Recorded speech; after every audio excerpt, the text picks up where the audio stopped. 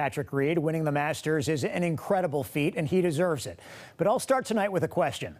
Were you rooting for him to win? Because I admit I was not. Ultimately, that's what makes this tournament so great. And it's no disrespect to Reed at all. Winning any major is impossibly tough, and he had to do so with the best golfers in the world making a charge to earn his first green jacket.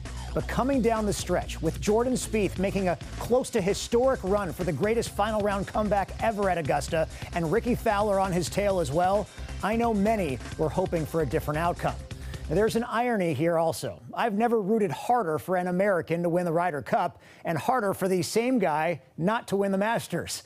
But it makes a lot of sense. Patrick Reed is fiery and often comes across as brash or cocky. It's awesome to see it when he's on your team, which is no surprise that he's nicknamed Captain America. He's a big reason the U.S. finally won the Ryder Cup for the first time in 8 years. I mean, we should all be happy to see 3 Americans atop the Augusta leaderboard today. If this was the Olympics, they would have swept the medal stand. Reed just wouldn't have been my choice to win gold. Now, even USA Today tried to answer the question, why do so many golf fans hate Patrick Reed?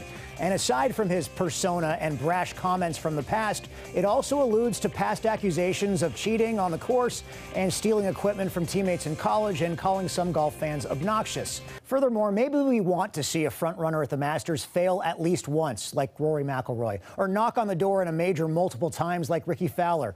Maybe I'm blinded by my adopting of Jordan Spieth as an honorary Pacific Northwest son, having won the U.S. Open at Chambers Bay with a caddy from Gig Harbor.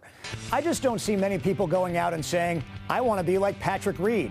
He doesn't have the superstar charisma or flair for the dramatic and momentous circumstances like Spieth does, or the crazy distance of a Rory McIlroy or Dustin Johnson. There don't seem to be a number of endearing qualities about a guy who declared himself a top 5 golfer when he hadn't even won a major yet.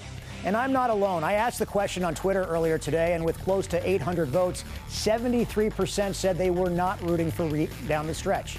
It doesn't take away from his accomplishment. It's just an interesting footnote about a seemingly polarizing individual. And yes, some do root for the foil because every good story needs a villain. In the end, I appreciated his humility inside Butler Cabin when being presented with the green jacket. He clearly carries a respect for the game and its history and is one of the young rising stars who has now etched his name in Masters lore. So congratulations, Patrick Reed. Most of us do applaud your win. Just don't expect most of us to root for you to win it again.